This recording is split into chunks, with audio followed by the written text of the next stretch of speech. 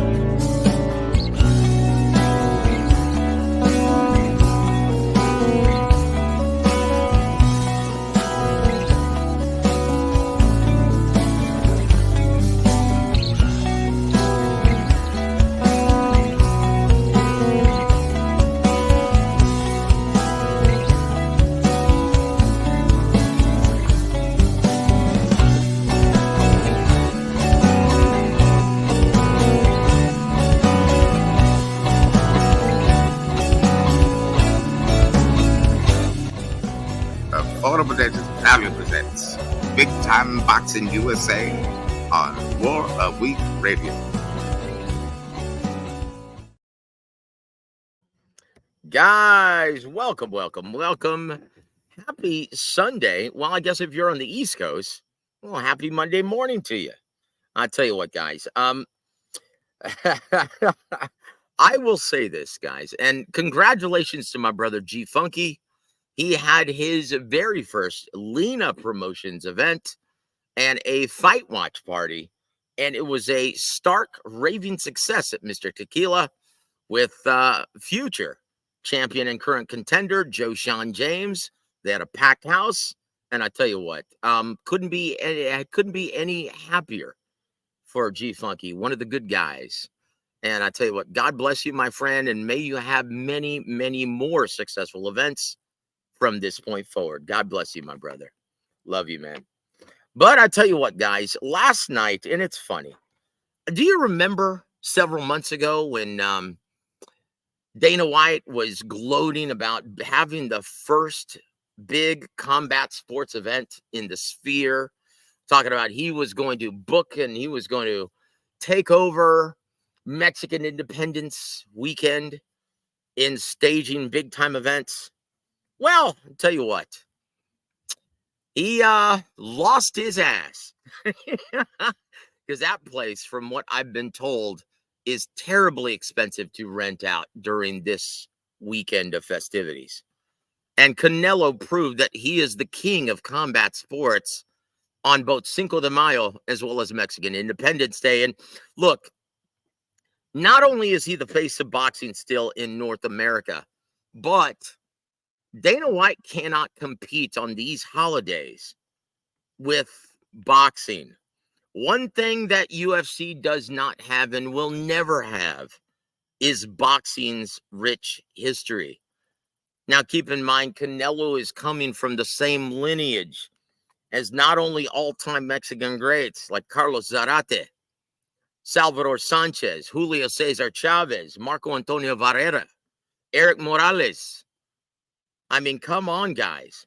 This is still boxing, coming from the same lineage as Jack Johnson, Jack Dempsey, Joe Louis, Rocky Marciano, Muhammad Ali, Floyd Mayweather Jr. I mean, he can't compete with that. This is why we love boxing, guys.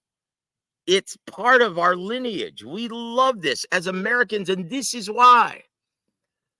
Oh, boy. I'm getting ready to roll up the sleeves and go on a rant, guys, because what we saw last night, what happened to the drama? What happened to the drama that we usually see in these events, these pay-per-view events? I'm sick and tired of handing out participation ribbons. Edgar Berlanga having a moral victory. Oh, well, I was happy to be in the ring. Did you no happy to be in the ring? Dude, if you're not in it to win it, why be in it at all? Ching Ao, man. Dude, I'm so sick and tired of that. But guys, we'll get into more of that, guys. We want to say hello to my dear friends in the chat. It's been too long, guys. I love you guys. W.A.W, thank you for staying up with me, sir. Says Berlanga better than expected. Well, yeah, when you go into safety mode, you're going to go to the distance. Guys, look, do you realize even for a guy like Canelo, if your opponent, after getting knocked down in the third, and boy, that was a beautifully set up shot, right? Canelo set that trap perfectly. Jab to the face, feint. Ooh, that lightning quick left hook, man, that put Edgar Berlanga on his ass. Now, once again, Berlanga, you can clap your gloves together, make it seem like you're just getting started. But after that, it was pretty obvious that, in the immortal words of Teddy Atlas, he signed that silent agreement with himself. Dude, and anyone who knows what they're looking at, and I know all of you guys do, yeah, could see that. He was happy to make it to the final bell, a la Jermell Charlo, a la most of these guys that get on this stage. I'm sick, and honestly, I'm sick and tired of seeing it. Yeah, guys, could you ever imagine a guy like Fernando Vargas going out like a bitch like that? Now, pardon my French, guys. I don't mean to be that judgmental and condemning, but I guess it just is coming out this way because this is how I feel. And I don't think I'm alone in this.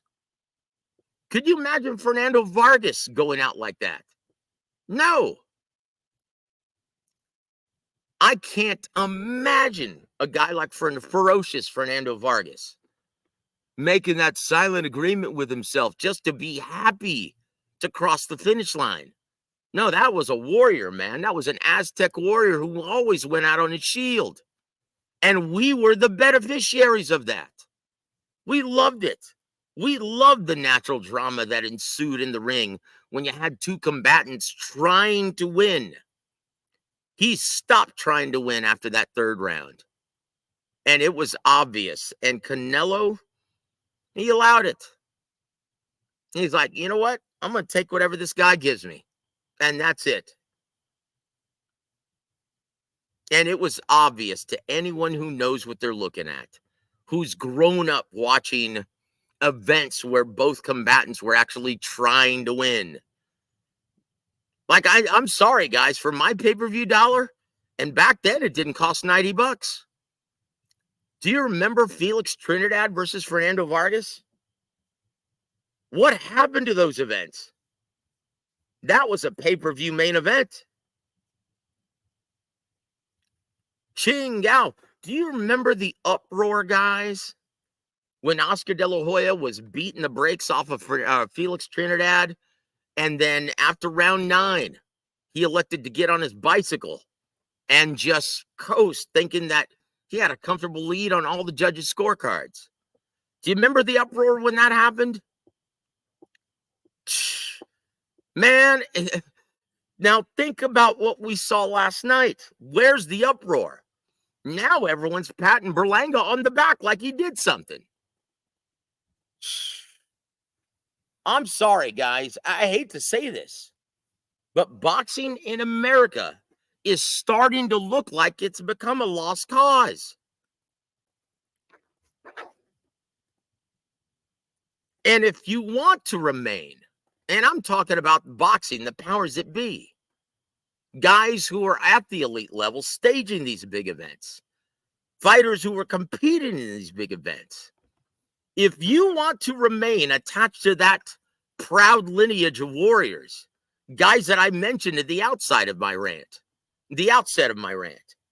if you want to remain attached to those legends, then you better start being a little more deserving of that on these platforms.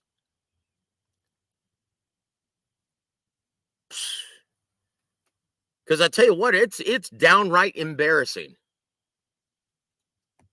There, I said it. And I tell you what, man, that felt good. Yeah. Thank you, W.A.W, for hanging with us. And yes, you're right. Vegas did win big. Not only did they have a great turnout, and guys, once again, we had a great turnout at Dave and Buster's. We had a great turnout, and according to my brother G Funky, he had a great turnout at Mr. Tequila's. And judging by the turnout, and I can say this quite honestly, and it's usually a great litmus test. If Dave and Buster's is slam packed to the gills, that means this pay-per-view did exceptionally well. It looks like Canelo Alvarez made a very wise decision in choosing the Puerto Rican opponent, or at least of Puerto Rican descent. Because by judging by that crowd, I would say it's probably approaching 1 million purchases. That's usually the way it looks when it's close to 1 million purchases or approaching that. That's how it looks at Dave and Buster's, slam packed to the gills. So much so where I actually lost my seat when I got up to greet everybody. But anyway, guys, everyone had a great time, despite, well, the fights really not living up to the billing, right? Bethaniel, welcome to the show, sir. Says, salute, another easy fight for Canelo, who isn't all that good. Well, and then you go on to say, well, that left hook of Canelo was quick.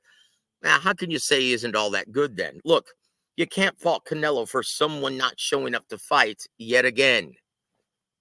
Well, maybe you can, because let's just face it, guys.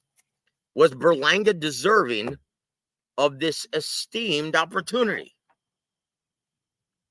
No. But you can blame that on the sanctioning organizations. He was the mandatory challenger for what? The WBA? WBO? What was it? It doesn't even matter. Who cares? All I can say is we'll talk about what's next for Canelo Alvarez as well as Berlanga. And I tell you what, guys. Saludos to you, Jesus M. Welcome to the show, sir. He goes, Canelo paid Bumlanga to not throw punches. Well, look, he paid him, and maybe because he was making a guaranteed purse of $5 million. Yeah, I said it. Maybe that's why he elected to say, hey, you know what? I'm already getting paid. You know what? Let me just keep it close to the vest. And let me just make it to the final bell. Live to fight another day. Well, I tell you what, I'm not going to be all that anxious to see him fight again.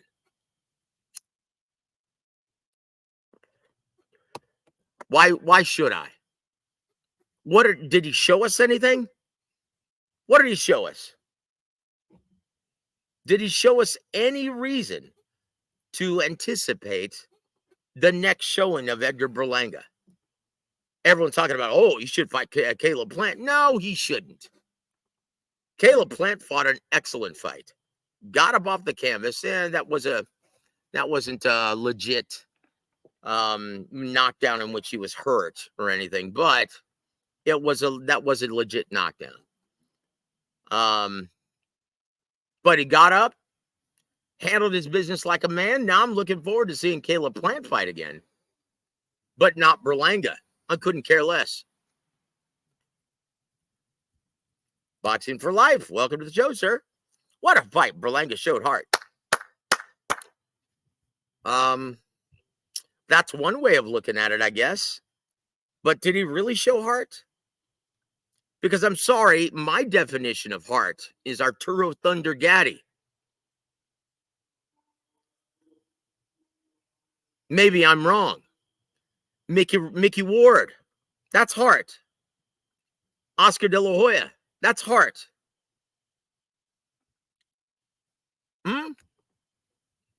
Sugar Ray Leonard, that's heart. Sorry, correct me if I'm wrong, guys. No, I'll tell you what. Before we move forward, though, I look, guys, and I used to do movie reviews for AXS.com. And yes, I'm dropping the link. Anyone who wants to come up and chop it up with me, click the link, guys. Speak your mind. I want to hear exactly what all of you guys think. Fake Nello, Idol 2. Oh, Jesus. I think Canelo fights Mbili in Japan or Crawford in May.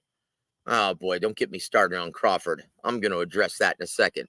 Thank you for bringing it up, Boxing for Life, and thank you for joining us, my friend. Alberto, my brother in Christ, thank you for joining us and staying up with me, brother. Berlanga was close to 200 pounds. That definitely helped him absorb the punishment he took.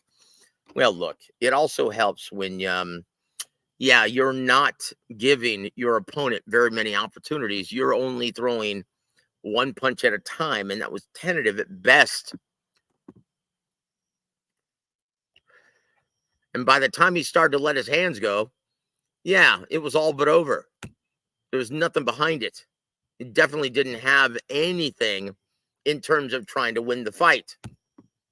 Larry Listen says, first Crawford, then Pacheco, Diego Pacheco. Man, look, I would much rather see Berlanga fight Pacheco. Two guys who are not anywhere near ready for someone like Canelo Alvarez. Jesus, Sam. Oh, gee. Oh, Chingao. Alberto says, I saw a lot of people having barbecues for the fight. I hope pay-per-view does over. Look, in my opinion, it should do well over 750. That was a very good showing. All the people that showed up there for the live fight, over 20,000. I guarantee you it did probably over a $20 million live gate. And boy, I've got a lot to say about that undercard too. I heard every Mexican on the UFC card lost in their respective matches. Yeah. All two of them. I think it was only two, right? Mexican nationals on their Mexican independence weekend.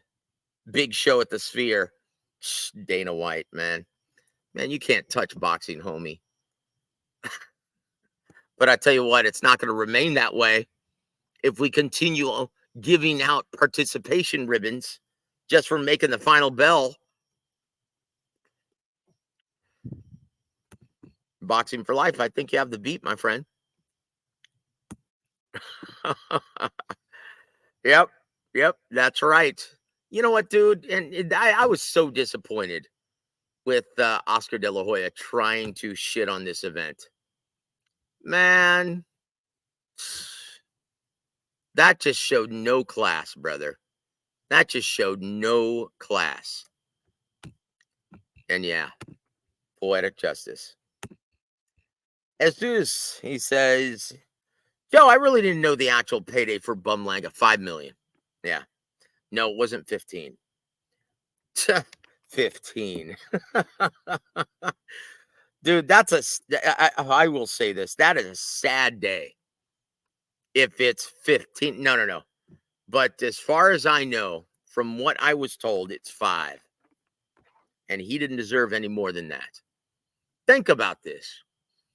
If a guy like Jaime Munguia gets 6, right, and actually tries to win the fight, yeah, Berlanga, Qingyao. Anyway, I don't want to talk about that anymore. Oh boy, Jesus M also says this. Danny Garcia and Berlanga collect. Look, I felt really bad for Danny Garcia. And despite what my brother Adam Lopez thought, I told you guys that he was going to look like dog feces. Look, out of the ring for 2.5 years, then expects to come back and face another counterpuncher. I knew that fight was going to suck balls. I fell asleep. Almost. Anyway, I wasn't even watching. I was like, oh, geez, here we go. He looked terrible. Absolutely terrible. So I just started talking to everyone else. Didn't even pay attention to it. Yep. Outlaw, welcome to the show, sir. And yep, you've got the beat. You know what your eyes do not deceive you. And Double L says, I thought he did better than Charlo. Well, he couldn't have done any worse. And Boxing for Life, thank you for hanging with me, brother. He says, it's just not just that, Joseph. Canelo's a counterpuncher. How much you want to bet Crawford will try to survive against? Look, let's just address that now, shall we? Crawford didn't even have the decency to show up to the event. He was Turkey Al-Sheikh's special guest at the Sphere, taken in the UFC event. And then he has the nerve to call out Canelo Alvarez on social media. Put me in, coach. Well, no one can afford to put you in, brother. And how dare you call out Canelo, man? Oh, he went the distance with Berlanga. You know what, man? You stunk out the joint against Madrimov. And then you want a massive payday against Canelo. Honestly, I hope Canelo tells him to stick it. That's what I hope. I hope this pay-per-view did really, really well, like I think it did. And I hope he says, no. I don't need any of you guys. I hope Canelo tells him, hey, I don't need either one of you guys. I'm capable of making money on my own terms. I don't need to fight in Saudi Arabia. I don't need to fight anywhere.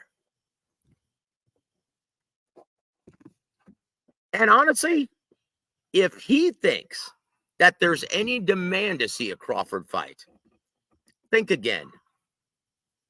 Did Terence Crawford create any buzz for a Canelo fight after his dismal showing against Madrimov?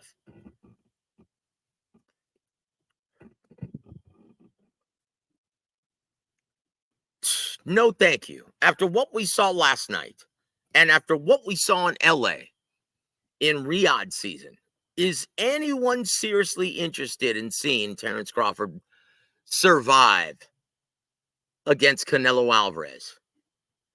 No, thank you. And you know what? Judging by what both of those guys would want for that fight, how much is pay-per-view going to be? If Berlanga was $90, man, can you say $120 on pay-per-view?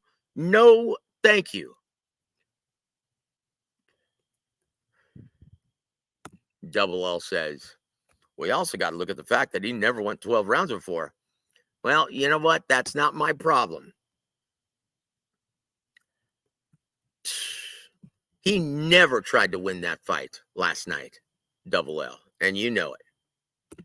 This is Sam. Oh, I spoke with Coach Gogi. In fact, he had nothing good to say. That's why I'm like, you know what? I know you don't like being overtly negative, Coach.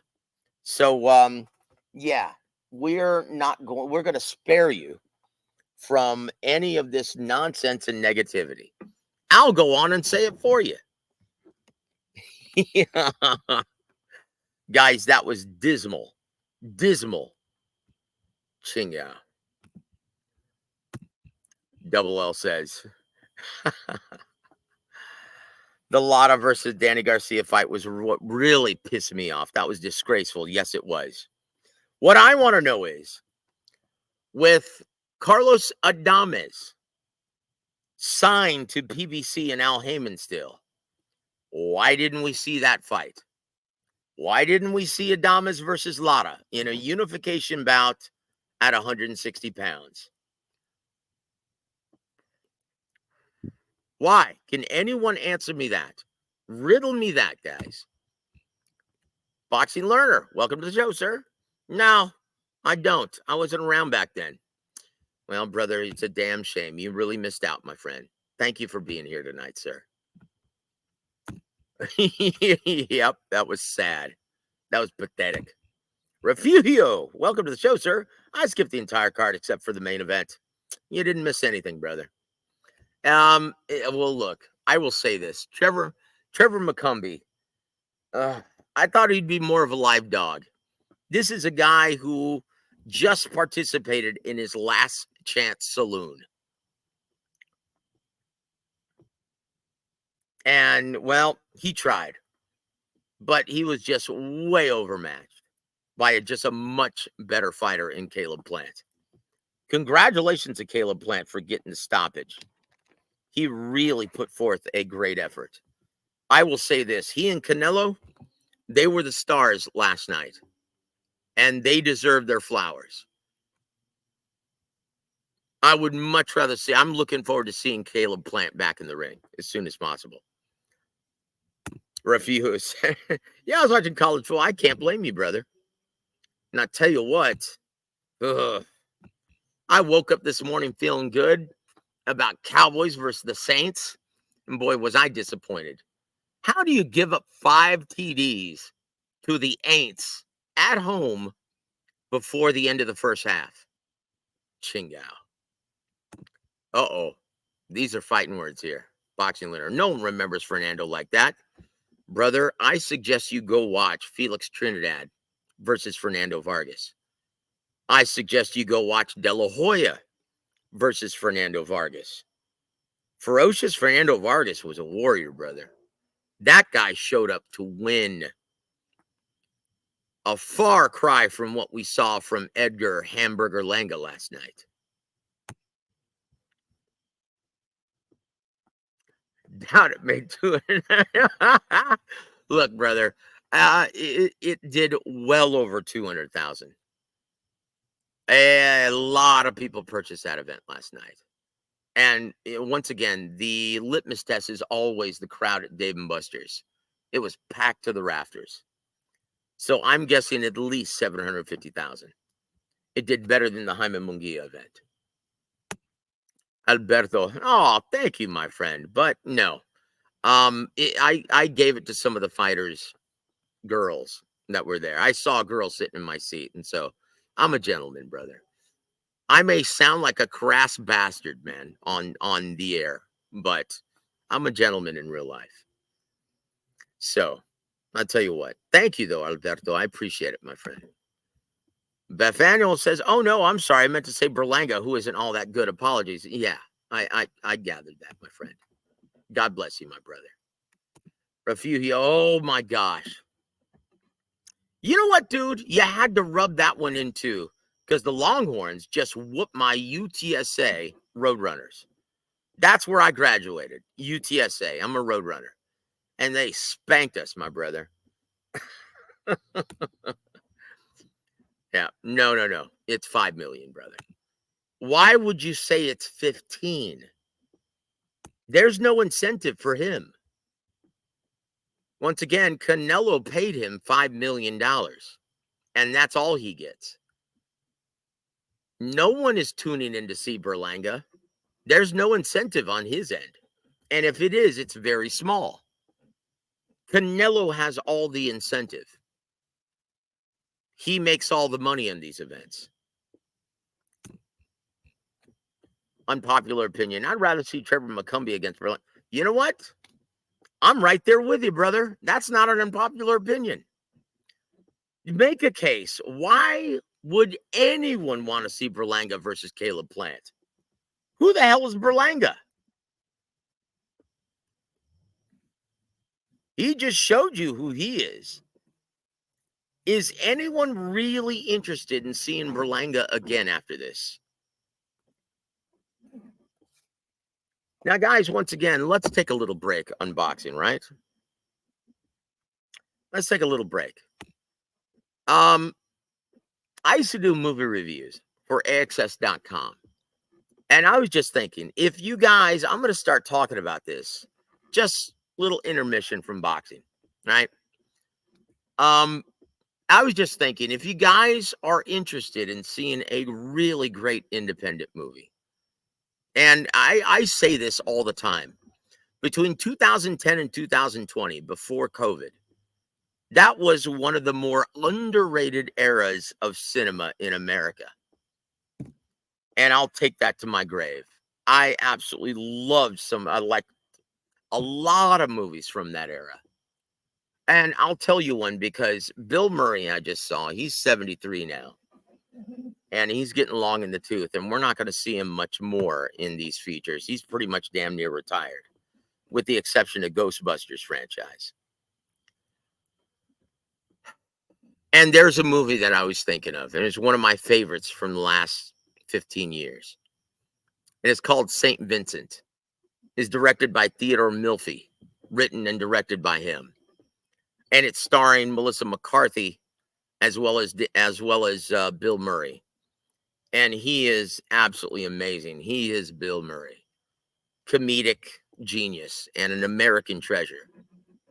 Guys, if you're up to seeing anything new, check out St. Vincent with Bill Murray and Melissa McCarthy. You will not be disappointed. It's one of the best movies I've seen in the last 15 years.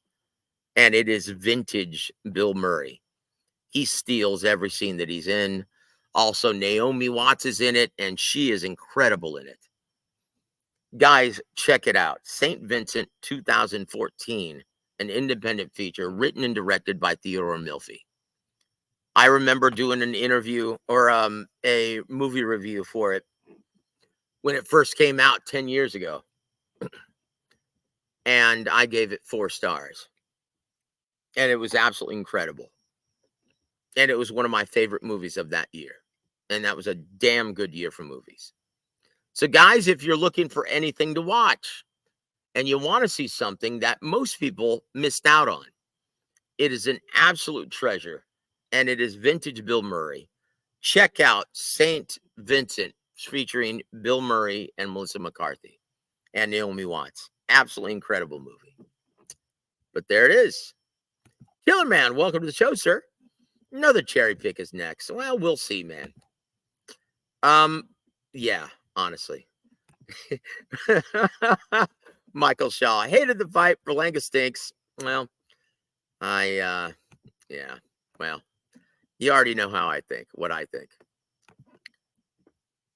Jesus, I'd rather see Crawford versus Canelo because it's most likely going to be Jamal Charlo. Look, Jamal, he's got to get past this hit and run incident, right?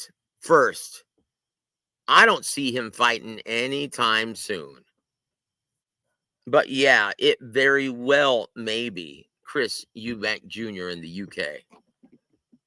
Because Chris Eubank Jr. makes absolutely zero sense in the States. Like, really, who the hell is Chris Eubank Jr. in the States? A nobody. He couldn't sell out my living room on a Saturday night here in the States. The only place that fight makes sense is at Wembley. That's it. Otherwise, don't make the damn fight.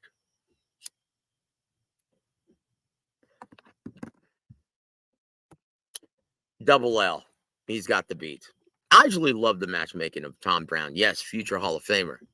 And Tom Brown, he's one of the best matchmakers in this business today, customarily. But something tells me that Al Heyman had a huge hand in putting together these fights. And whenever Al Heyman has a hand in that part of it, look out. Yeah, this guy couldn't put together a match if his life depended on it. Now let's just go through the card, guys, shall we? Oh boy, this one hurt my heart. Jonathan Gio Lopez, spanking Ricky Medina Jr. El Castigo. And that's a kid that we cultivated and nurtured into a good local attraction in San Antonio. And he's just been handled poorly over the last 3 years. And honestly, I knew exactly how this fight was going to play out. In my opinion, I told Rick Morones not to make this fight because you already knew how it was going to play out. He had no chance to win this fight, and he just got beat up. For what? $10,000? $12,000? What a waste of time. What a waste of time. And I felt so bad for the kid because I love Rick Medina. He's such a good kid. He comes from a great family, and he's only 23 years old or 22, something like that.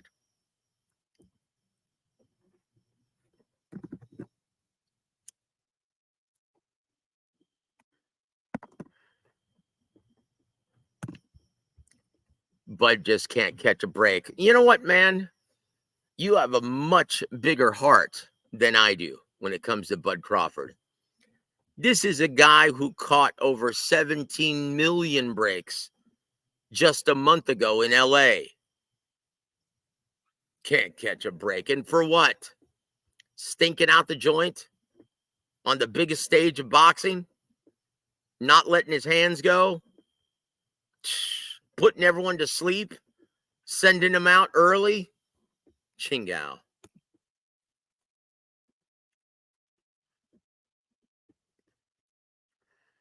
Shit. Oh, jeez. Well, I tell you what, we'll see what Munguia has after the Canelo fight. He's fighting this Friday, isn't he? He's going to be fighting on Top Rank, ESPN. He's going to be fighting Bazinian. You know, every time someone sneezes now, I'm going to do the Teddy. And once again, this is one thing I miss about Teddy Atlas not being on Friday Night Fights, right? I miss Teddy Atlas murdering all of these foreign surnames, don't you? Bazinian. Jaime Munguia versus Bazinian. So whenever someone sneezes from this point forward, I'm going to say Bazinian.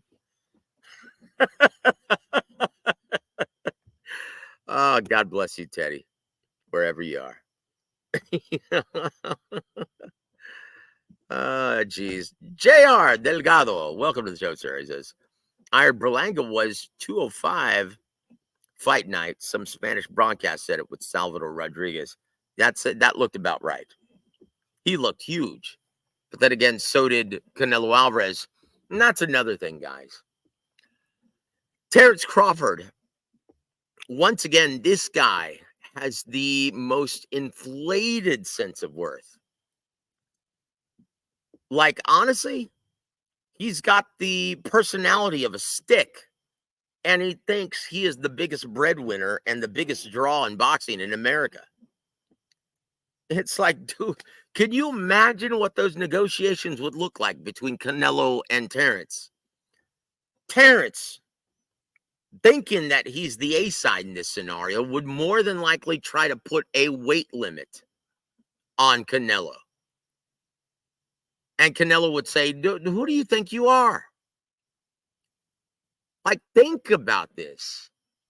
Even before Terence Crawford had that big, amazing showing against Errol Spence Jr., do you remember how long those negotiations took because of TC? Because of his inflated sense of worth? Took well over a year. In fact, it took so long, they pretty much thought it was dead, that fight, saying, you know what? We're done. So he went and fought on BLK Prime. And he got humbled because that fight, BLK Prime lost their ass. They were one and done with big events in boxing, realizing that Terence Crawford, boy, he's not the attraction he thinks he is. Now, I remember him saying, oh, boy, yeah, I got 10 million guaranteed from BLK Prime. No, they only paid him 5. And they said, sorry, Terence, we're not giving you any more money because you didn't sell shit and we lost our ass. In fact, you're lucky you're getting 5. Oh, boy, an outlaw. Boy, that was a very forgettable fight. Fulton, first fight this year, and his last, another career dying on the PBC Vine. Yep, he looked less than spectacular, winning a split decision against Carlos Castro. That was not a good showing for Stephen Fulton. And also, how about Royman Villa, Coach Gogie's former fighter, getting knocked the F out in the 3rd round by Ricardo Rodriguez? Thanks for playing, buddy. Uh-oh. And here it is. Oh, yeah. Bud tapped Tio on the head. Yeah, they had a slight altercation at the UFC event. They exchanged words.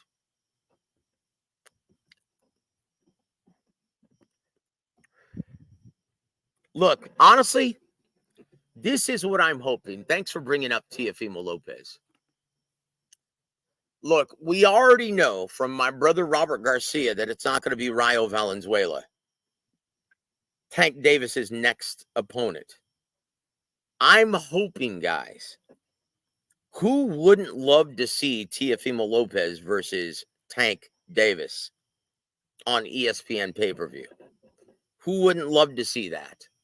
Because everyone knows at PBC, after that Tank Davis flop a couple months ago, in which they lost their ass, they need that ESPN money. Who wants to see Teofimo Lopez versus Tank Davis, guys? Tell me what you think in the chat and tell me how you guys think that fight plays out.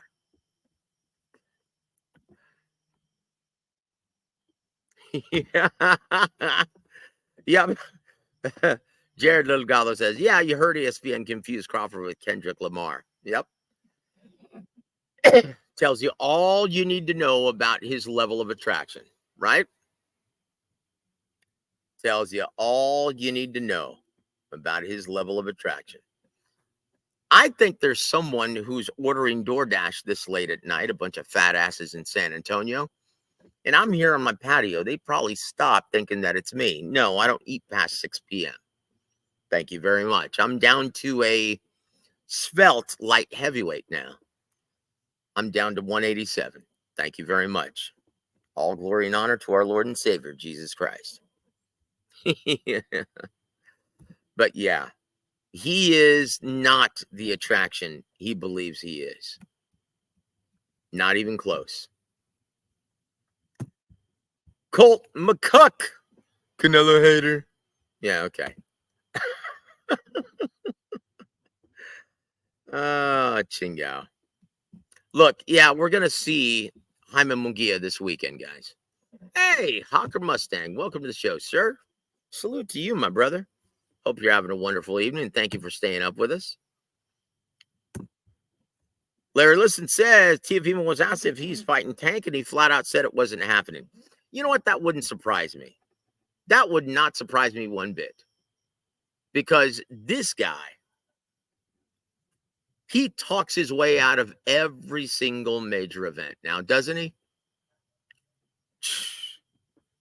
Yeah, Beth has the beat. That would be fire. Unfortunately, this guy, I swear, you know what? He needs to hang around much closer to Canelo Alvarez from this point forward, because he's got the mindset of an idiot. He's, once again, a lot like Crawford, a lot like Shakur Stevenson, a lot like Devin Haney. All these assholes are legends in their own minds.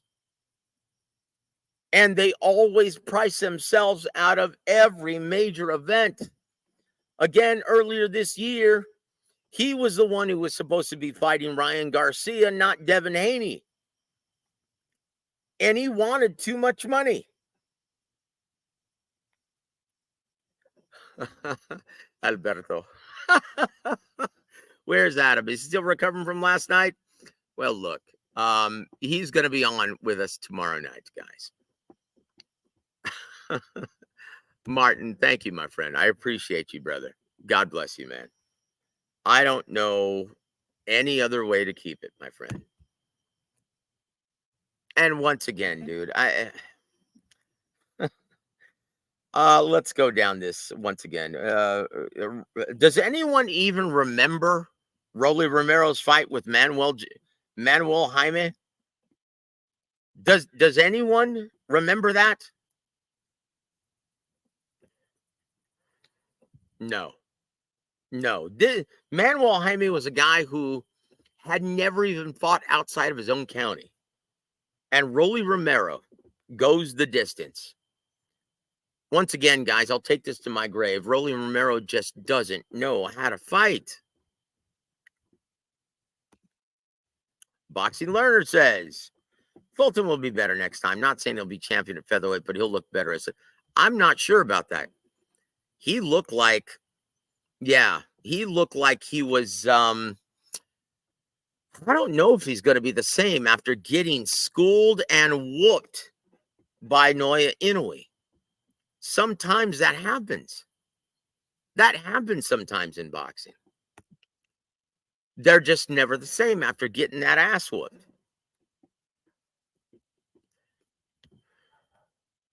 But yes, Teofimo versus Gervonta is a great fight.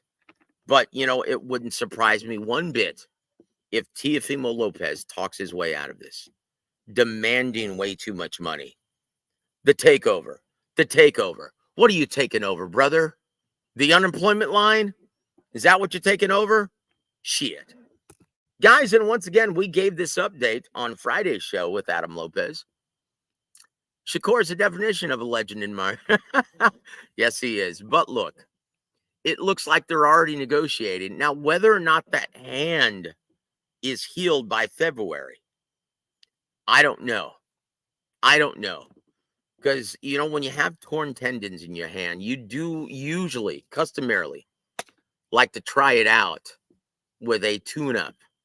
But the amount of money that Shakur wants, and once again, the limited contract that he has with Matchroom Sport, I don't know if they want to have his first fight under the Matchroom Sport contract with the tune-up. He wants way too much money. So from what I was told, they're already negotiating and planning for a fight opposite William Zepeda in February. That's what I was told. In my opinion, that has Fight of the Year written all over it. And a superstar will indeed emerge from that fight. In my opinion, William Zepeda has the style to make Shakur Stevenson look like Floyd Mayweather Jr. That has the style to bring the absolute best out of Shakur Stevenson. That's what I think. But once again, there's a reason why that's why they fight the fights, right? But that matchup is straight fire. And you know what? I really hope Shakur. Now, once again, is this a coincidence?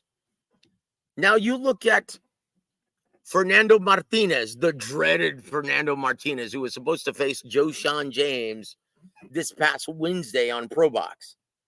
What happened, Fernando? They said he shows up and he all of a sudden comes down with an illness. No. Brother, it's no coincidence that every time these BOMAC fighters get in and around Terence Crawford, somehow they end up having an inflated sense of worth and want more money.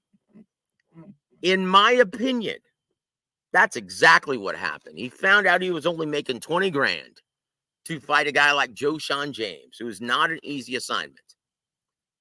And he got cold feet and said, you know what? This isn't worth my time. This isn't worth that money. And he was convinced, probably by BOMAC and Terence Crawford, that it wasn't worth it. I don't know that for sure. But look, just connect the dots, guys.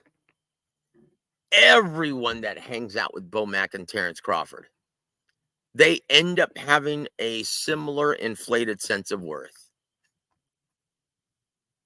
And what is their response? Well, he's not a big attraction. He's not a ticket seller. Well, that's not my problem. That's not my problem. Well, when is it going to be your problem, dude? Until boxing is a shell of itself and no one wants to see it? Because something has to give, guys. Something has to give. These guys want maximum amounts. They want the maximum amount of dollars for soft touches when they couldn't sell at my living room on a Saturday night. And then what do they produce in the ring? Absolutely nothing. And then they still think that they're justified in making millions for soft touches. They can kiss my ass. And like I said in the outset of the show, in my opinion, boxing is starting to resemble a lost cause in the American market. where these guys, these warriors supposedly have no heart. None. And they all want to get paid millions. Man, right about now, I'd rather see a tough man competition. Guys who are actually trying to win. Guys who are actually trying to create drama. Shit. All these guys are a bunch of posers compared to the warriors of old. That's why we actually fell in love with the sport to begin with. Man, just hearing Arturo Gatti come out to AC/DC's Thunderstruck. Man, it brought me chills. Going in, I used to travel. I couldn't wait to cover. I couldn't wait to cover the next Arturo Gatti fight. Even when he was at the tail end of his career, I couldn't wait to see it. Because you knew you were going to see some live drama. That he was going to go out on a shield.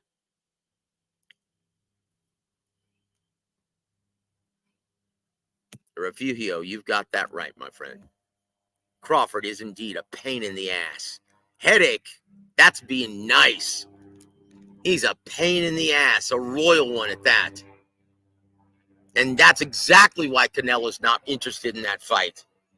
That's why when they ask, hey, what do you think about Turkey Al-Sheikh and Terence Crawford calling you out on social media? What did he say last night in the post-fight press conference? No comment. Yeah, no comment. Because he doesn't need that kind of pain in the ass. Why negotiate with that guy? He's a prima donna. And he isn't worth a damn. It's like, dude, when you think you're above the sport and you try to hold it hostage, dude, we don't need you.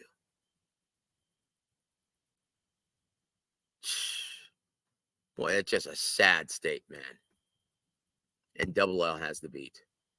Don't think I've ever seen U.S. boxing in this bad a shape. No, never. Never. I never would have thought in a million years that boxing would be reduced to this. This is a sad state, guys. Sad. But guys, on an interesting note, if you guys haven't already, you see that ticker running on the bottom of my program? Please go sub to my new channel, God's Perfect Love. And there's the address right there, guys.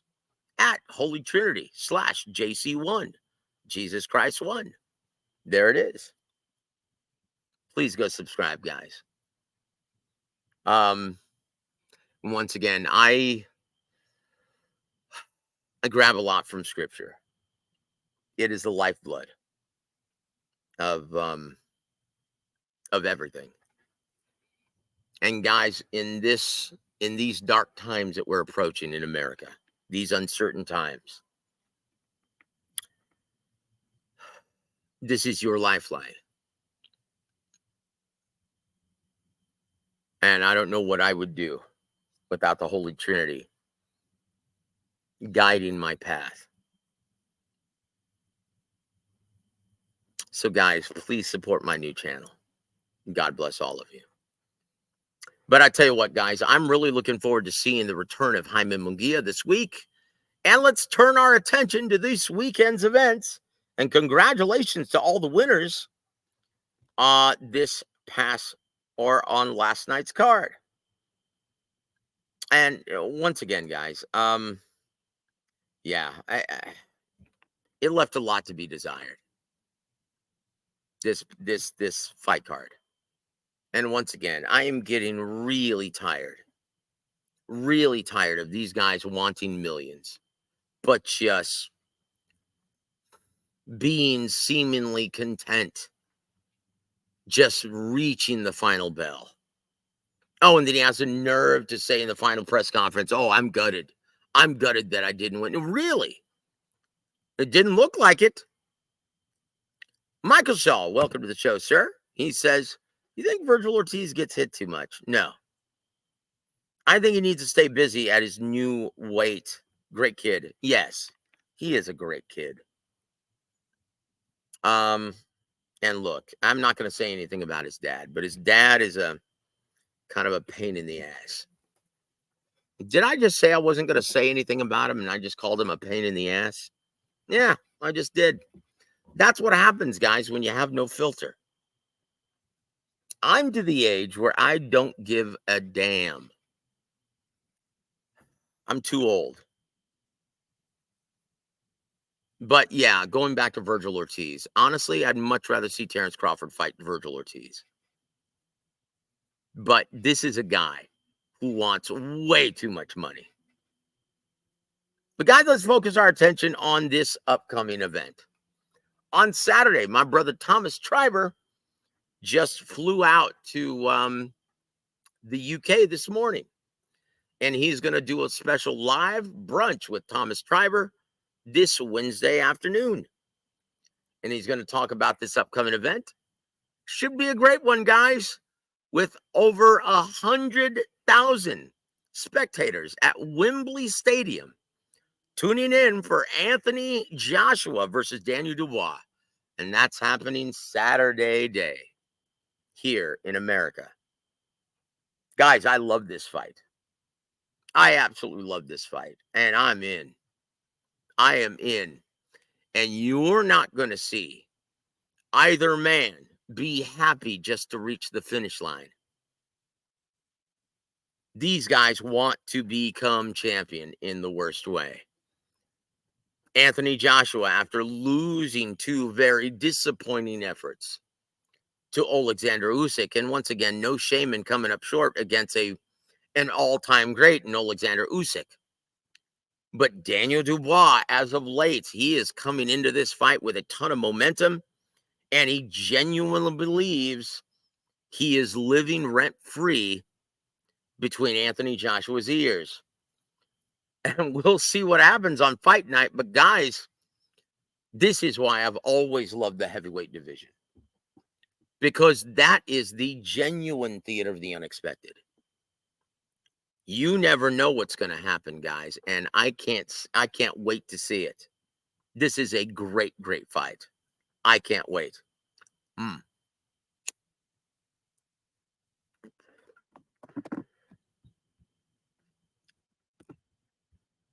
Joe, how do I call into the show? Look, brother, put on your headphones and click the link, my friend. Chop it up with me. I'm still going to be on for a little bit. And yes, Beth has the beat. AJ versus Triple D. Going to be fun. Decent undercard too. Yes, sir. This is going to be a fun event. And let me tell you something, guys. One thing I love about the UK fans, they always make the event. Like, you remember that movie Spinal Tap, guys? Well, you know, my amp goes up to 11. Guys, the UK fight fans, it's going to be in front of 100,000 at Wembley Stadium. They are going to crank this fight up to 11. And with all of that energy, right, we are going to see it bring out the best of both men. Can you imagine either guy putting forth an Edgar Berlanga type effort in front of all those fans? I can't. Both heavyweights are going to show you how it's done. And I just wish we had warriors like that in this country still in America. Because I'm sorry, these guys, they should be ashamed of themselves. Putting forth an effort like Berlanga with the kind of money that he's making.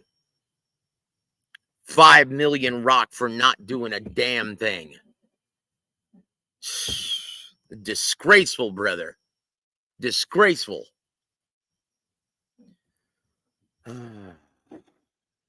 You know what? A cretin like Ricardo Mayorga, that guy always brought it. Do you remember what a great fight, as short or as long as it lasted, against Felix Trinidad?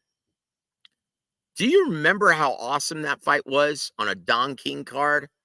Ricardo Mayorga, the madman from Nicaragua. Boy, he brought it, and that was an awesome fight. all action, lots of drama, and I absolutely loved it. And I remember covering that fight live. Boy, last night, that was a far cry from Mayorga versus Trinidad. Do you guys remember that fight?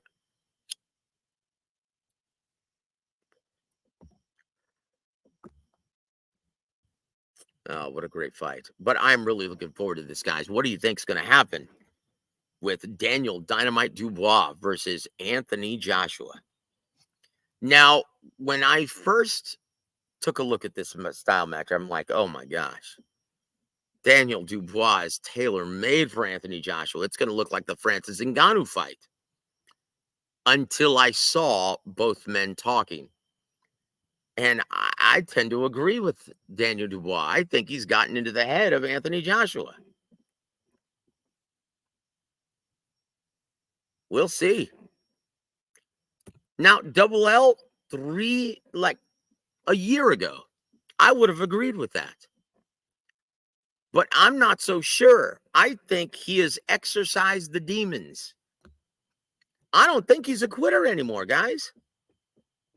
I don't think I would put him in the same category as Julio Cesar Chavez Jr., Mijo. That's a quitter. I don't think he's exorcised the demons with that big baby Miller fight, with that Philip Ergovich fight, with that showing against Alexander Usyk. Now, yeah, he got stopped in the 9th in that fight, but correct me if I'm wrong, he arguably won that fight. I thought he beat him. I thought he stopped him with a body shot. That's not the way Luis Pabon called it.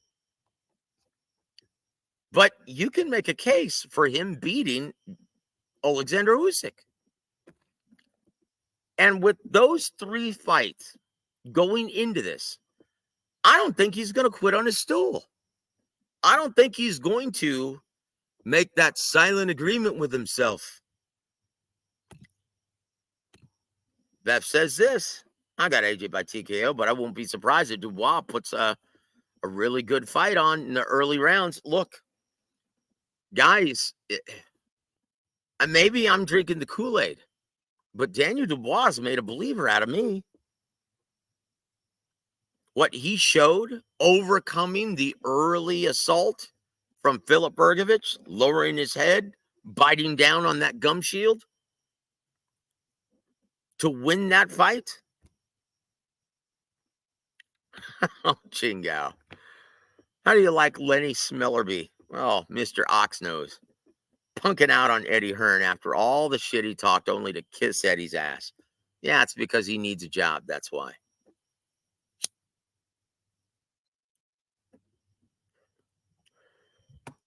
All he was ever was a yes man who doesn't know shit about this business, taking all the credit, thinking that he was the reason why Tank Davis is a big time attraction here in America. And I'm like, come on, dude. I remember the first time I met Leonard Ellerby here in San Antonio at one of these events, PBC events. And I started talking to him about the business, and he just stopped me in my tracks and said, hey, man, you see those shoes? Those are real snakes. You know how much those shoes cost me? And I'm like, okay, I get it, Leonard. You don't want to talk about business because you don't know shit about it. Got it. And of course he's going to kiss Eddie Hearn's ass because he's out of a job. What is he now? What is he, picking up Tank Davis's dry cleaning? Is that what he's doing? Shit.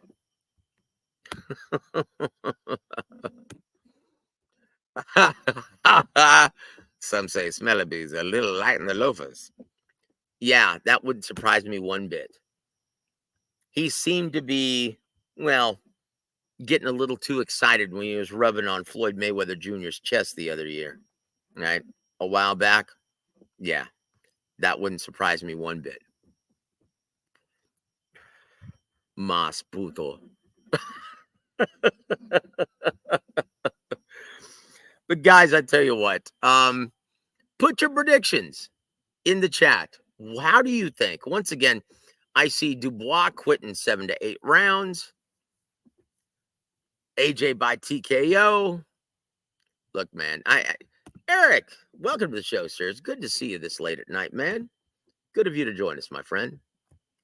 But guys, let's go back to Canelo before we move forward with this Wembley event. We've got all week to talk about that one. But Canelo Alvarez, where do you see him realistically going from here? In my opinion, he's run all out of options. And it's sad because it still remains the biggest money fight that he could be a part of. And that's David Benavidez.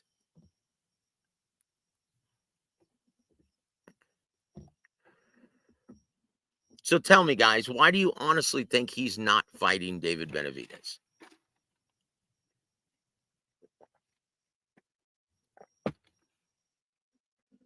Because let's just face it, it's not a foregone conclusion. In my opinion, it's a 50-50 fight still. Oh, boy. W.A.W, yeah, you've got the beat. Benavidez is indeed fighting Jesse Hart, and he's going to whoop his ass. That's not even a fight.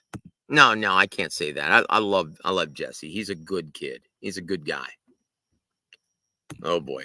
Hawker Mustang. Yep. I remember back when boxing was bigger than basketball in the U.S. I remember it was bigger than the NFL. That's how old I am.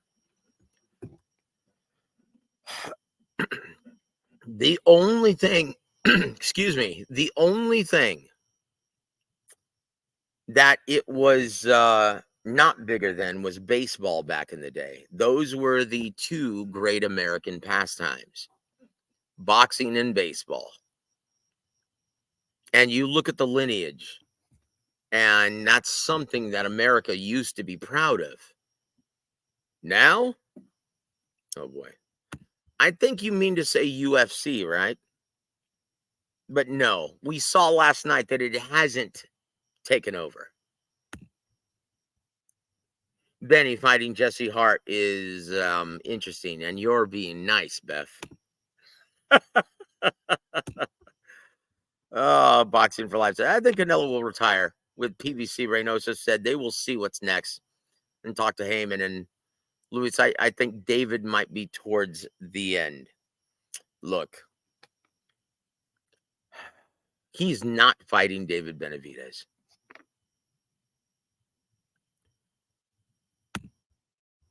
Look, you can't fault David Benavidez. He whooped Boo Boo Andrade's ass. He whooped Caleb Plant's ass.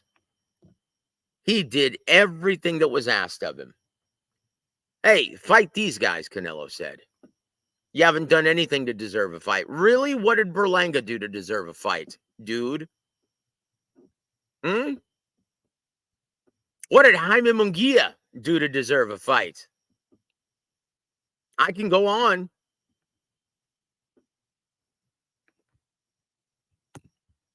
Hawker says, I didn't see any of that Canelo Alvarez card.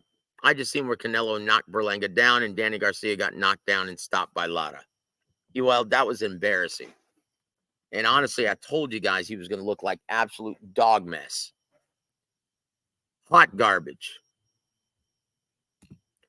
Oh, Chingao. David could target the winner of Skull versus Shishkin and pressure Canelo by winning the IBF. Hey, dude, if you think anything is going to pressure Canelo, oh, I've got some oceanfront property to sell you in San Antonio.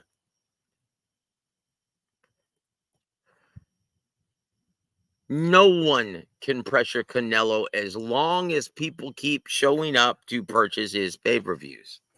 And after last night's showing, yeah, it's going to take an act of God to force Canelo to fight David Benavidez. What is this? Usyk, Buck, what? Broke triple D or double D? He won every single round. Stop the cap. I'm sorry, did you not watch that fight? As early as the first round, Alexander Usyk, go watch it again. Alexander Usyk was playing referee Luis Pavon, saying, hey, did you see that? That was a low blow. He was playing him. And I'm sorry, if you're completely honest with yourself, Hawker, go back and look at that fight. That is a legal blow. That was the same shot that Amir Khan landed against Zab Judah to get the stoppage in Vegas. That was the same exact shot right on the belt line.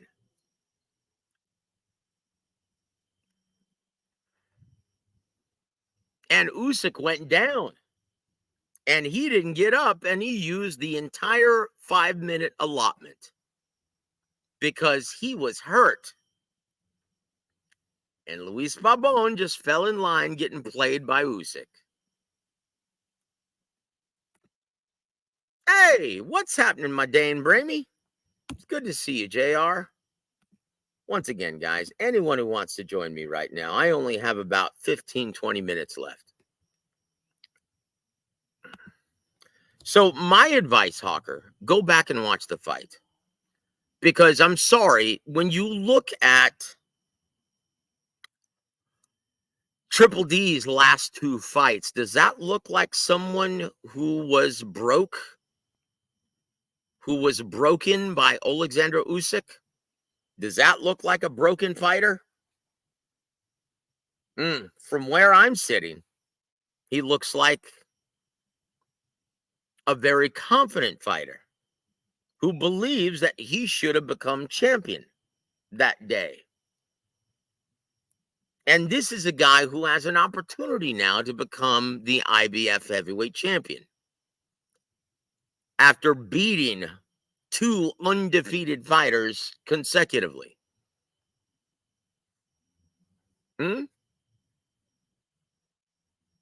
Now, Hawker, if you're honest with yourself, does Daniel Dubois look like a broken fighter? Stopping Jarrell Miller? Stopping Filip Hrgović consecutively? Does that look like a guy who is broken by Alexander Usyk, the undisputed heavyweight champion of the world right now? Undefeated, all-time great? Does that look like a broken fighter? I don't think so. And guys, it is my pleasure to introduce once again to World Week Boxing one of the best guys, one of the hardest working gentlemen in this business, the incomparable J.R. Bell. J.R., how you doing, my friend? Hey, what's going on there, Joe? I tell you what, man. What did you think of last night's virtual shutout from Canelo Alvarez? How do you say it? Barragan? What are your thoughts on last night's main event? And in the immortal words of Teddy Atlas, Edgar Berlanga signing that silent agreement with himself after third round. Yeah, that's a good way to put it. He signed a silent agreement with himself. But I had this conversation earlier.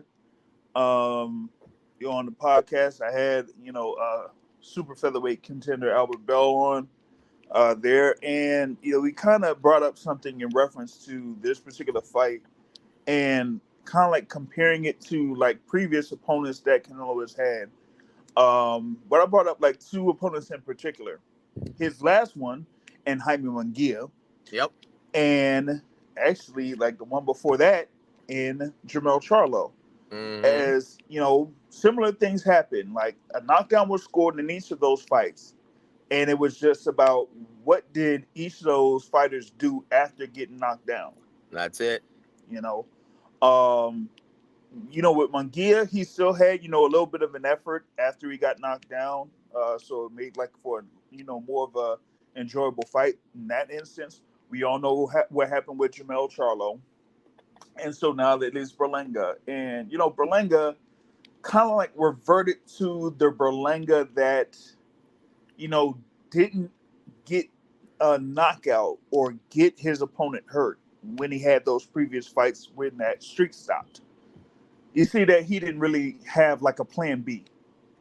And when he doesn't have a plan B, he just, becomes unhinged in a sense.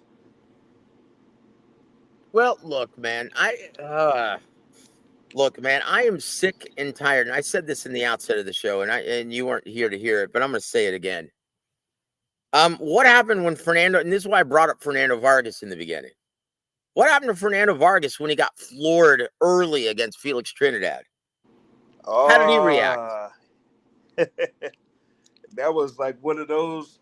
Oh man, that was one of those fights where when he did what he did at the tail end of the fight, I was like, oh snap, oh my goodness, this guy's going crazy or something. Well, yep. A little bit, right? So, now, once again, he got floored early, got hurt legitimately early in that fight. How did he react? He got up, put on his hard hat, and he went to work. Yeah. He actually tried to win that fight. He still tried, at least. Yep. Yeah. He said, man, I've got too much Mexican pride, man. I am not going to go out like a bitch.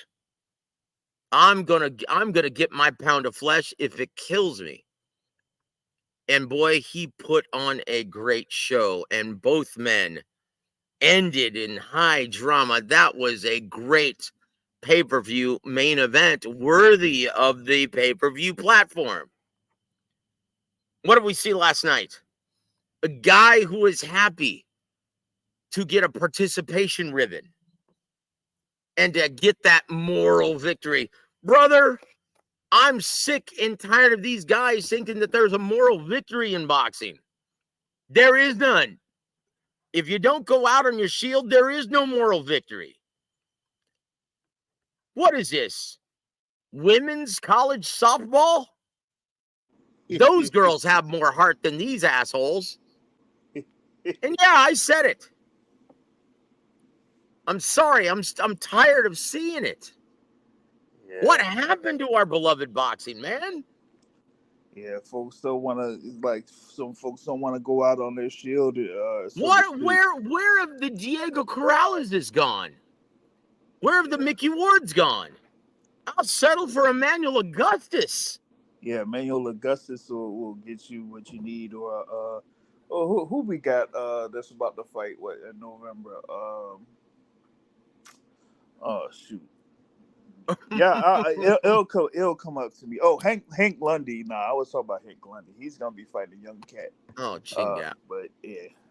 But the thing about it is like, yeah, you don't see these guys that want to give it their all, because like, as we say a lot of times, anything can happen in boxing, right?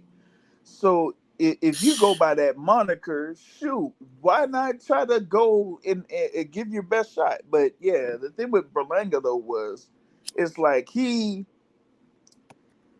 just was almost like content to just be as entertaining as possible and get through the 12 rounds. And the one thing that like had people frustrated with Berlanga was that he had one opportunity where Canelo was wide open for a big shot, and Berlanga, tried to go after it and didn't have everything behind it and barely faced Canelo in that sense. So I'm like, oh man.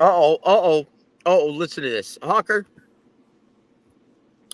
Something tells me you just saw that and you saw what you wanted to see. That was a very low blow Daniel Dubois gave against Alexander Usyk. Below the navel is a low blow. This isn't rocket science. Dude, it's on the belt line. Oh, my goodness. Look at this. I have a photo of where that punch... Dude, stop it. You sound like Dan Raphael now. You sound like Michael Racist Montero is what you sound like. Brother, if you're honest with yourself, now go look at Amir Khan versus Zab Judah. And that's the same exact shot. The only difference, it wasn't Luis Pabon, it was Arthur McCanty Jr., a real ref. Now remember, Luis Pabon was the same guy who allowed Vladimir Klitschko to do his best WrestleMania impression against Alexander Povetkin. That was disgraceful, in which a guy allowed the fighter to play him. He didn't even deduct a point until it was already over. Yep. That's a terrible ref. Now, once again, go look at Amir Khan versus Zab Judah, and you tell me if that's not the same place that punch landed. The only difference is Arthur McCanty Jr. had balls. And he was like, nope, sorry, Zab. You can try to play the low blow game. Sorry, that was a legal shot. And I told you in the locker room that that was a legal shot. You knew it, but you were getting your ass whooped. Oh, let's see this. Hawker Mustang says this. Double D is a cheater, and he's overrated. Okay. Well, I tell you what. Let's see if he can cheat against Anthony Joshua and make it a real fight. Because once again, it's like not paying your taxes. Nothing's illegal unless the referee calls it. This isn't square dancing, buddy. This is a fight. Yep. Now, Bernard Hopkins. You like Bernard Hopkins? You a fan of Bernard Hopkins? Notorious Legend? For doing that stuff. Okay, once again, this is for a title. Now, most referees, unless it's Howard Foster, do not want to get involved. They don't want to have to determine the outcome in any significant undertaking in the ring. And so most will let those things go. And guess what? Guys like Bernard Hopkins, they'll take advantage all day long. So is Bernard Hopkins a cheater in your mind? Of course he is. But unless the referee calls it, hey, it's just another day at the office. Look at this. The belt line means nothing. Look, Hawker, I will say this. If the referee tells you in the locker room, and according to Frank Warren, as well as Double D, Luis Pabon said right here is a legal shot. And guess what? He changed his tune during the fight. Why is that? Now, you can argue about this all day long, but you cannot and will not convince me that that was a low blow. Brother, James, was that a low blow in your mind against Alexander Usyk? Nah. But, hey, you got who you got as the ref, so yeah. You know what his history is. I'll tell you what. I guarantee you Frank Warren is not going to allow Luis Pabon to be the ref in this one. 50 cal. Now, look, guys, this is absurd. This is getting ridiculous. There are only two fighters that have the punching power to knock Caleb Plant down, and neither of those two are Benavidez. His punching power is overrated. Look. I can guarantee you this. Let's talk about refs. If Caleb Plant did not have Kenny Bayless saving his ass, he would have been knocked the fuck out. And that's a guarantee. James, am I wrong in making that assessment? If he would have had Dave Chappelle as the ref, it probably would have been stopped. Look, if he had Harvey Dock even, he would have been knocked the fuck out. You see where I went there with that, right? Oh, yeah. That's it. Harvey Dock. Oh, Chingao. I tell you what, he had an easy night last night. Yeah, he did. Oh, Chingao. Yeah, there was only one guy who actually was interested in fighting. And you know what? Canelo, I hate to say this, he's growing accustomed to expecting this from his opponents. And I'm getting tired of seeing it, to be honest. Dude, when did they start handing out participation ribbons in boxing? Man, I have no idea. For millions of dollars. Oh, so I guess those same people will probably give Danny Garcia participation trophy. Yeah, honestly, dude. Honestly, that was disgraceful. Oh. Oh man. Hold on a second. Wait. How much did he get paid? I ain't even looking at that. No. Oh man. Berlanga got paid $5 million guaranteed. Oh well, yeah, Berlanga got paid $5 million guaranteed. But I want to know how much did Danny Garcia got paid guaranteed. Oh, Chingao, too much. And what did he deserve? Close your eyes, James. What do you see? Oh goodness, man. That's what he deserved. Shit. Yeah. That was disgraceful. And once again, you can't hang that on Tom Brown. Do you really think Tom Brown had anything to do with putting together Danny Swift Garcia and Erislandy Lara? Hell no. Hell no. That had Heyman written all over it. Yeah. I guarantee you, Tom Brown's like, Al, we do have Carlos Adames. Don't you think it's a little more fitting having Carlos Adames and Erislandy Lara in a unification bout on a stage this large? No, the only reason why Danny Swift Garcia was on that card was because Al thought it was important to put another Puerto Rican on there. Yep. A Puerto Rican from Philly. Shit. Oh, being they have a Puerto Rican from New York. Yeah. Puerto Rican from Philly. Chingao, dude. Oh, You know what, man? That's the only reason why Danny Swift was on that card, and that was all Al Heyman's doing. Tom was like, well, don't you think it'd be more fitting to unification bout at 160? Carlos Adames, we do have him signed under contract. No. Al wanted Danny Swift, and that's what you got. Oh, but I mean, okay, they could pretty much do that. Then shoot, have Carlos Adames fight Keith Thurman. Are you kidding? Keith Thurman would price himself out. Oh. Adam Hurley, welcome to the show, sir. He said, Plank out hitting some big shots. He has a chin. Yes, sir. And he's better than people think. Yes, sir. Look, I don't know why people are shitting on Caleb Plant because he's got those crazy ass Appalachian eyes. Like, that dude looks touched and not in a good way. Have you noticed, man, whenever he gets into it with somebody, he has those crazy ass Appalachian mountain eyes, like he's coming off the set of Moonshiners. Oh man, crazy bastard. Yeah, but and here it comes. Hawker's still on this. Hawker, come on, get off of this, brother. You're better than this. Andre should have been disqualified when he fought Kovalev. Yeah, okay. The only time he hurt Kovalev with low blows. Well, you've got a point. Those were low. Were they called low? No. Should Usyk's fight?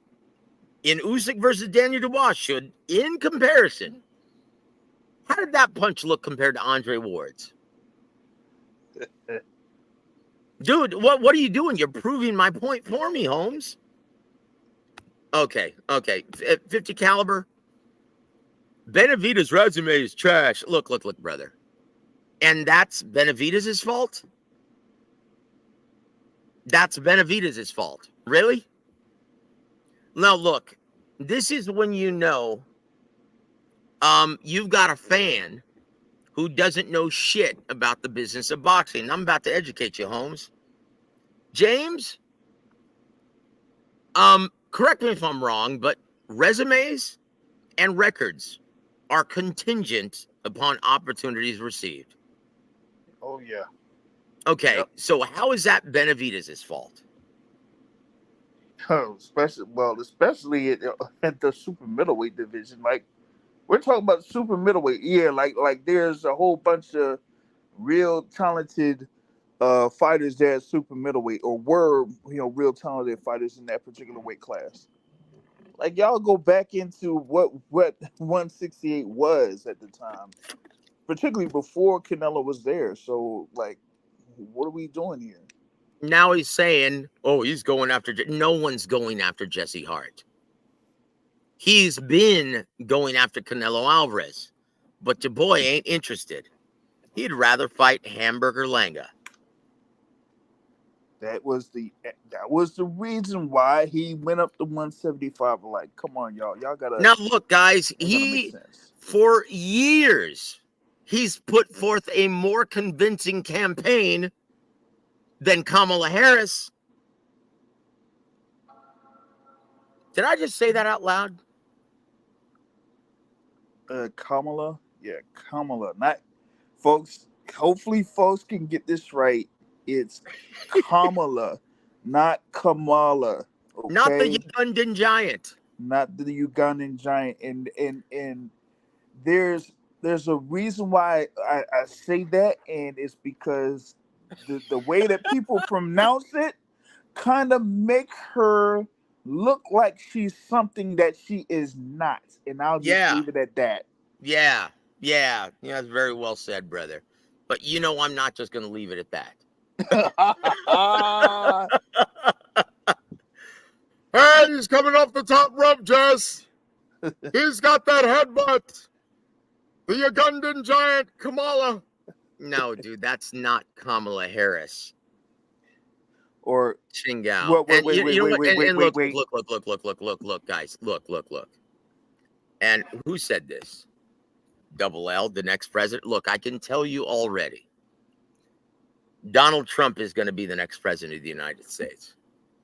I've already seen this. The Holy Spirit has stated, right? Oh my gosh, Sid UK. Welcome to the show, sir. You mean come on her, Harris? Oh no. Chingate. Woo! Oh. Look, guys. Now look. I'll reveal this to you guys, right?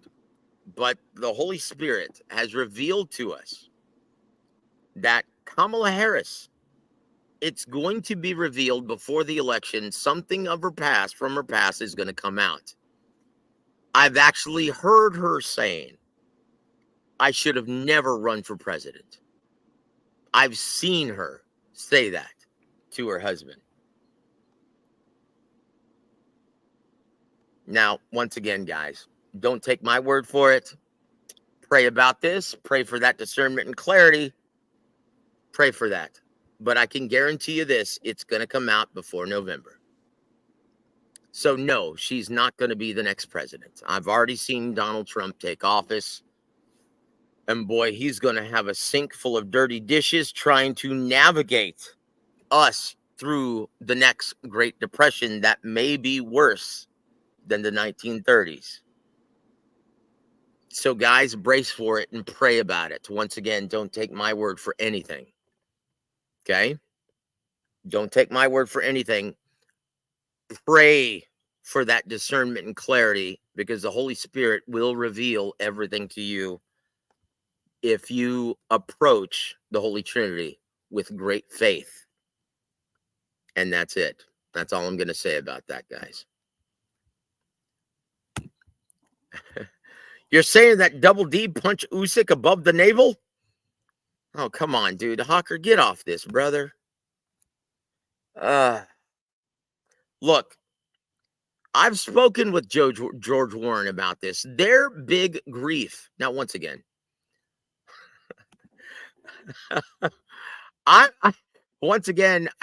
we all fall way short of God's grace.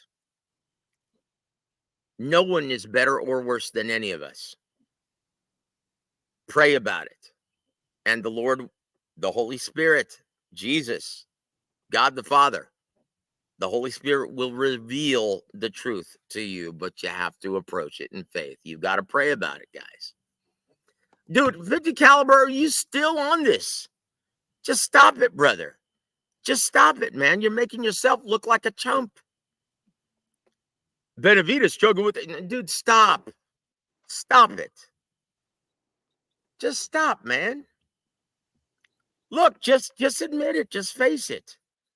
The cinnamon boy doesn't want to have anything to do with Benavidez. And why? What you should be asking is, why doesn't Canelo want to have anything to do with David Benavidez? That's what you should be asking.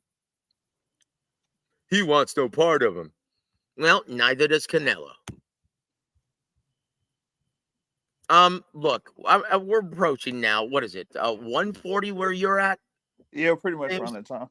I'll tell you what. Let's say goodnight, and we're gonna reconvene tomorrow with our brother Adam Lopez, and we're gonna. Oh, Chingao! Look at this.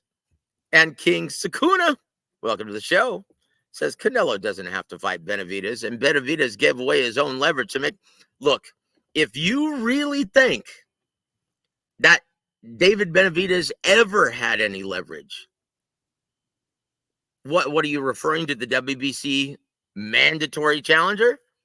What happened when William Skull had the IBF mandatory challenger position? Did that look like any leverage to Canelo? That has zero leverage to a guy that basically calls the shots. We're talking about the same Canelo Alvarez that has relinquished the WBC and IBF middleweight titles before. So this is nothing new to him. Oh, Chingao. Look.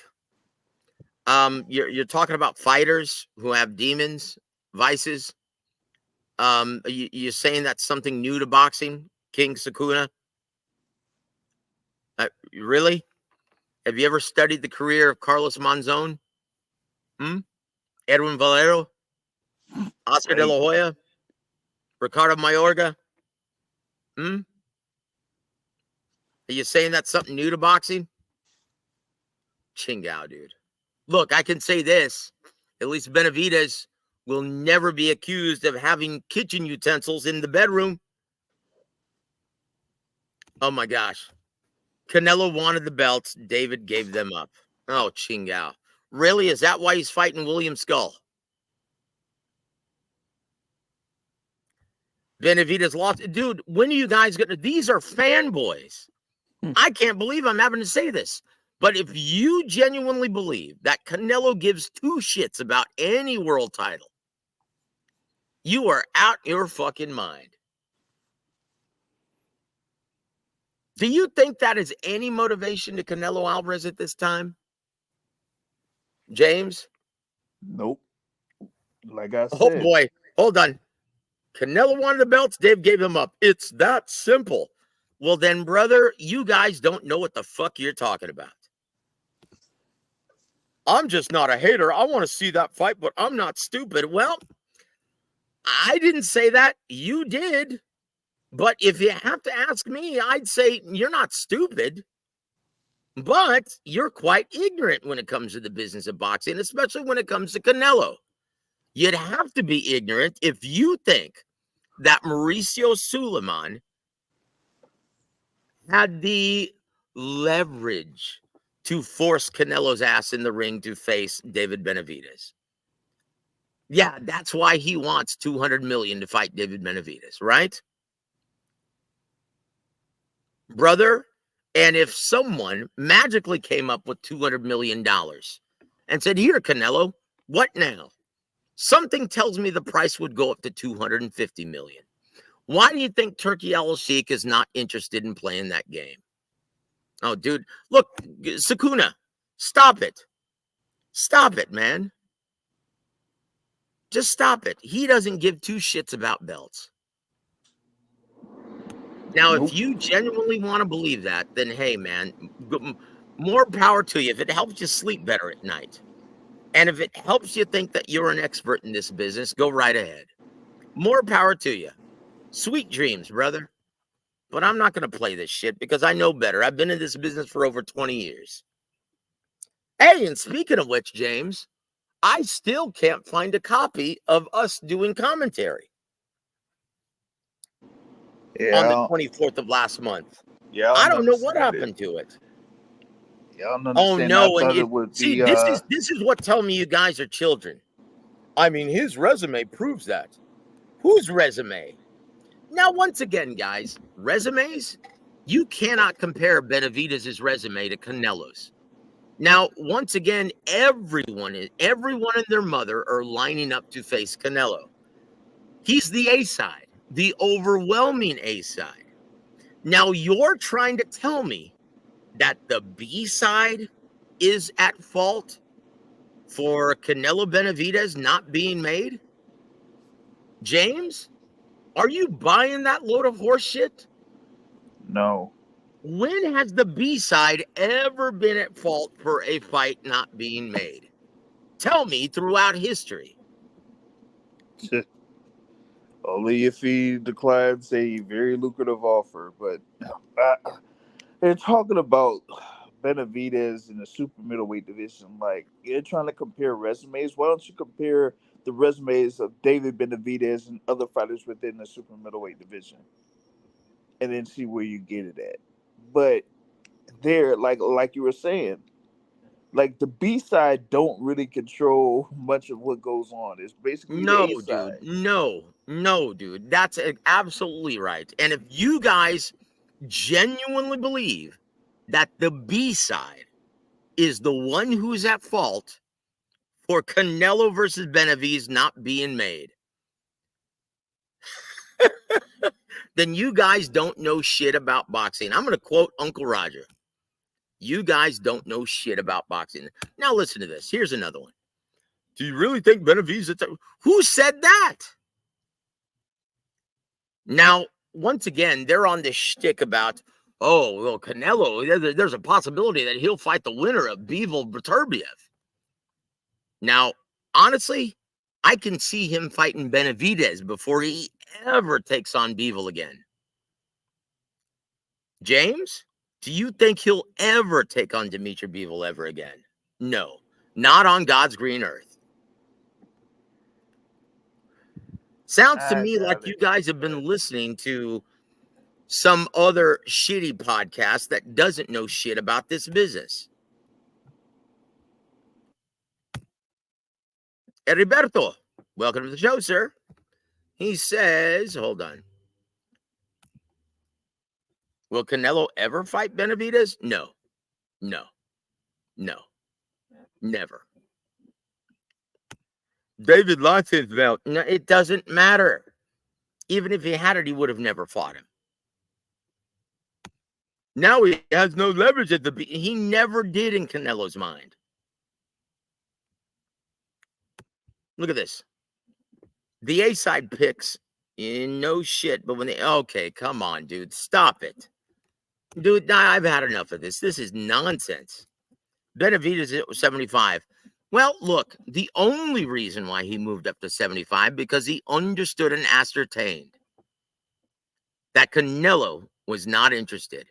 Once again, if you genuinely believe that Canelo is interested after pricing himself out with a $200 million price tag, then you guys, yeah, W.A.W has the beat.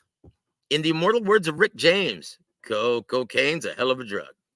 Yep, that's it. By the time Nello mans up to fight Bivol again, I'll be able to fly like Superman. Yes, sir. But the only people who don't seem to understand this fundamental truth of the business are these Canelo fangirls. Okay, now look, I'm gonna bet you guys. David Benavidez looks very average when he cuts himself during camp, doesn't have a full camp, and also tears a tendon in his fucking right hand. Yeah. Oh, here we go again. David couldn't even stop Plant. Yeah, thank Kenny Bayless for that. He looked like Devin Haney during that fight. Okay, who had more clinches? Caleb Plant during the Benavidez fight or Devin Haney versus the first Kambosos fight? Who had more clinches that night? Oh, yeah, I was going to lean James? towards Plant. Yeah. What was it over? I lost count after 65. But I can tell you this, Hawker. David, without a hand issue, without a cut during camp. And once again, I was the first one to report that he cut himself during camp. Didn't have a full camp as a result. Didn't even use Memo Heredia. Oh my gosh. Dude, listen, look at this. Now they're grabbing for straws. Look at this. Read this, James. I'm not even going to read that. Oh my gosh, yeah, dude. Okay, yeah, that's when we have to call it a night. You guys are nuts. Yeah. Look at this. The pedestal people put on David is just a hater. No, it's hilarious. No, the fact that you guys are defending Canelo Alvarez in this scenario is fucking disgraceful, and it would be hilarious if it weren't so damn sad. And that's reality. And we're just going to call it a night from that, guys. We want to thank all of you guys for joining us tonight. And look, if you guys want to come up and tangle tomorrow, once again, don't hide behind your keyboard. I put down the chat several times, didn't I? The link. Didn't I? Didn't I, James? Yep. I see James right here, but where are you?